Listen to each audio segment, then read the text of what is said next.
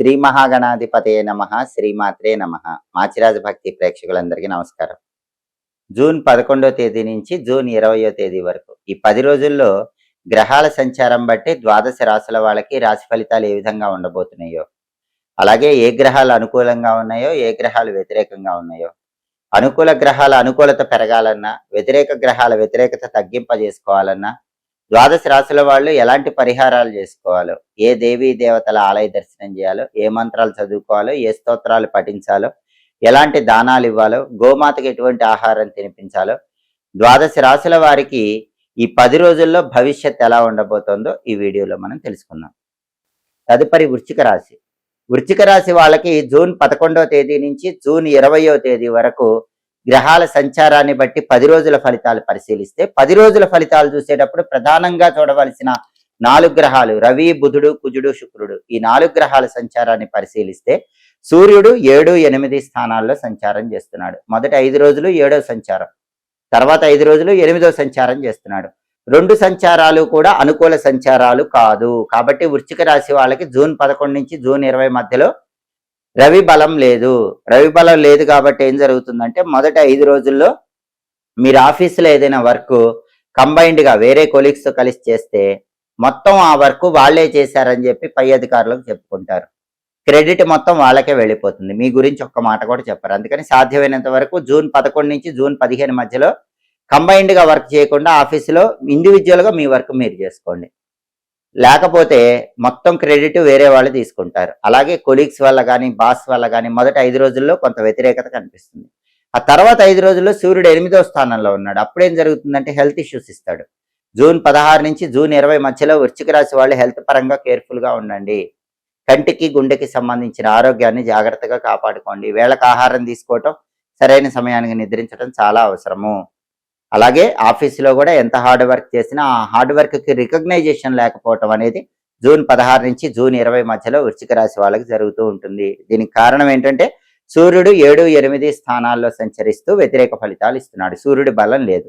కాబట్టి సూర్యుడి బలం పెరగాలంటే ఏం చేయాలి? ఆదిత్య హృదయం వినాలి లేదా చదవాలి, సూర్యాష్టకం వినాలి లేదా చదవాలి. ఒక రాగి చెంబులో నీళ్లు తీసుకొని కుంకుమ కలిపిన అక్షింతలు కొన్ని వేసి, ఎర్ర పుష్పాలు కొన్ని వేసి, తూర్పు వైపు తిరిగి ఓం ఘృణి సూర్య ఆదిత్యోం అని 12 సార్లు చెప్తూ ఆ రాగి చెంబులో నీళ్లు మొక్కలో పోయాలి. ఇలా సూర్యుడికి అర్ఘ్యమిస్తే సూర్యుడిచ్చే వ్యతిరేక ఫలితాల నుంచి బయటపడచ్చు. అలాగే ఓం సవిత్రే నమః అనే మంత్రాన్ని 12 సార్లు రోజు చదువుకుంటూ ఉండాలి. నానబెట్టినటువంటి గోధుమలు బెల్లంతో కలిపి ఆవుకు పెట్టడం, కేజింబావు గోధుమలు ఎర్ర వస్త్రంలో కట్టి పంతులు గారికి దానం ఇవ్వటం చేసినా కూడా సూర్యుడిచ్చే వ్యతిరేక ఫలితాల నుంచి బయటపడి అనుకూల ఫలితాలుగా మార్చుకోవచ్చు. అలాగే వృశ్చిక రాశి వాళ్ళకి బుధుడు 8వ స్థానంలో సంచారం చేస్తూ వ్యతిరేక ఫలితాలు ఇస్తున్నాడు. ఎందుకంటే 8వ స్థానం అంటే దాన్ని అష్టమ స్థానం అంటారు. అష్టమ బుధ దోషం వృశ్చిక రాశి వాళ్ళకు ఉంది. జూన్ 11 నుంచి జూన్ 20 మధ్యలో అష్టమ బుధ దోషం ఉంది. అష్టమ బుధ దోషం ఉన్నప్పుడు ఏం జరుగుతుంది? విద్యార్థులు ఎంత బాగా హార్డ్ వర్క్ చేసి ఎగ్జామ్స్కు ప్రిపేర్ అయినా ఎగ్జామ్లో అన్ని గుర్తురావు, తక్కువ మార్కులు వచ్చే అవకాశం ఉంటుంది.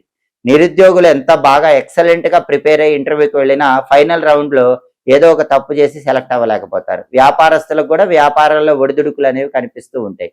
అంటే విద్యార్థులకి, నిరుద్యోగులకి, వ్యాపారస్తులకి అష్టమ బుధ దోషం ఉండటం వల్ల వాళ్ళ రంగాల్లో రాణించలేరు.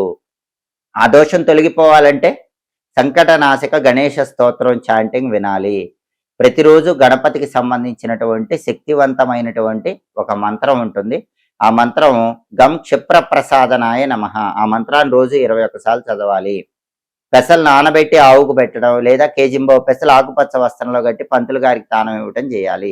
గరిక ఎర్రపూలతో గణపతికి వీలైనప్పుడల్లా పూజలు చేసుకోవటం కూడా మంచిదే. ఇవి చేసుకుంటే 8వ ఇంట్లో బుధుడు ఇచ్చే వ్యతిరేక ఫలితాలు తొలగిపోతాయి. అష్టమ బుధ దోషం వల్ల విద్యార్థులకి, నిరుద్యోగులకి, వ్యాపారస్తులకి ఉన్నటువంటి సమస్యల నుంచి చాలా సులభంగా వృశ్చిక రాశి వాళ్ళు బయటపడచ్చు.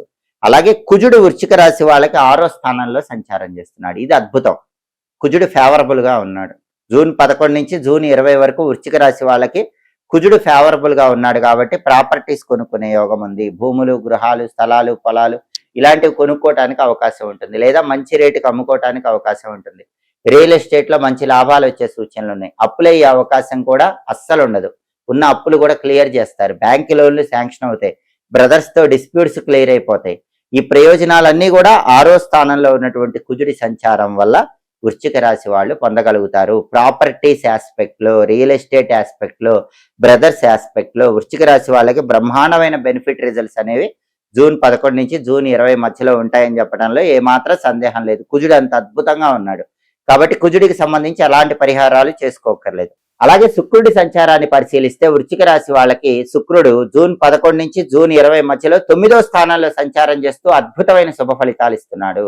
9వ స్థానంలో శుక్రుడు ఉండటం వల్ల ఎలాంటి శుభ ఫలితాలు వస్తాయంటే ఏ పని ప్రారంభించినా ఆ పనిలో విజయం వరిస్తుంది, కార్యసిద్ధి లభిస్తుంది, ఆరోగ్యం బాగుంటుంది, చాలా కాలంగా ఉన్న అనారోగ్య సమస్యల నుంచి క్రమంగా ఉపశమనం లభిస్తుంది, జీవిత భాగస్వామి సపోర్ట్ కూడా చాలా అద్భుతంగా ఉంటుంది, లైఫ్ పార్ట్నర్ సపోర్ట్ వల్ల కూడా చాలా వరకు పర్సనల్ లైఫ్లో అనుకూల ఫలితాలు పొందగలుగుతారు. కాబట్టి వృశ్చిక రాశి వాళ్ళకి జూన్ 11 నుంచి జూన్ 20 మధ్యలో గ్రహాల సంచారాన్ని బట్టి ఫలితాలు పరిశీలిస్తే ప్రధానంగా కుజుడు అద్భుతంగా ఉన్నాడు, శుక్రుడు అద్భుతంగా ఉన్నాడు.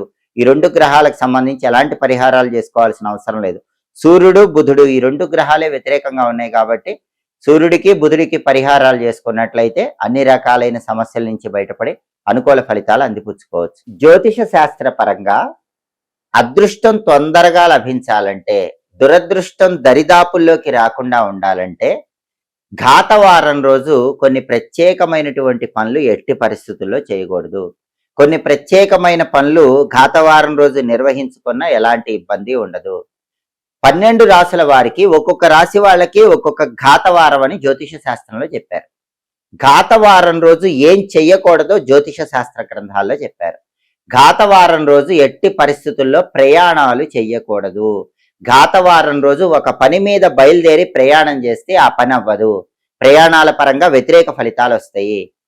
ఘాతవారం రోజు వ్యవసాయ సంబంధమైన పనులేవి ప్రారంభించకూడదు. బావులు తవ్వటం, చెరువులు తవ్వటం, కాలువలు తవ్వటం, బోరింగులు వేయించుకోవటం ఇలాంటివి ఏవి కూడా ఎవరైనా సరే వాళ్ళ రాశికి ఘాతవారం ఉన్న రోజు చేసుకోకూడదు. కొత్తగా వ్యాపారాలు ప్రారంభించాలనుకునే వాళ్ళు ఘాతవారం రోజు కొత్తగా వ్యాపారాలు ఎట్టి పరిస్థితుల్లో ప్రారంభించకూడదు. వ్యాపార సంబంధమైన విషయాలు, వ్యవసాయ సంబంధమైన విషయాలు, ప్రయాణానికి సంబంధించినవేవి కూడా ఘాతవారం రోజు చెయ్యకూడదు అని జ్యోతిష శాస్త్ర గ్రంథాల్లో చెప్పడం జరిగింది. తీర్థయాత్ర లాంటివి కూడా ఘాతవారాల్లో ప్రారంభించకుండా ఉండటమే మంచిది. అలాగే చాలా మంది తెలియక బ్రహ్మాండమైన ముహూర్తం పెట్టుకుని గృహప్రవేశం ఘాతవారం రోజు చేస్తారు. గృహప్రవేశం ఘాతవారం రోజు చేస్తే ఆ ఇంట్లో ఎక్కువ కాలం ఉండరు, తొందరలోనే ఖాళీ చేయటమో అమ్ముకోవటమో జరుగుతుంది. ఘాతవారం రోజు గృహప్రవేశం చేయకూడదు. మరి ఘాతవారం రోజు ఏం చేసుకోవచ్చు? పెళ్లి చేసుకోవచ్చు. మీకు పెళ్లి ఘాతవారం రోజు జరిగినా ఇబ్బంది లేదు. ఉపనయనం, ఒడుగు చేసుకోవచ్చు, యజ్ఞయాగాదులు హోమాలు చేసుకోవచ్చు.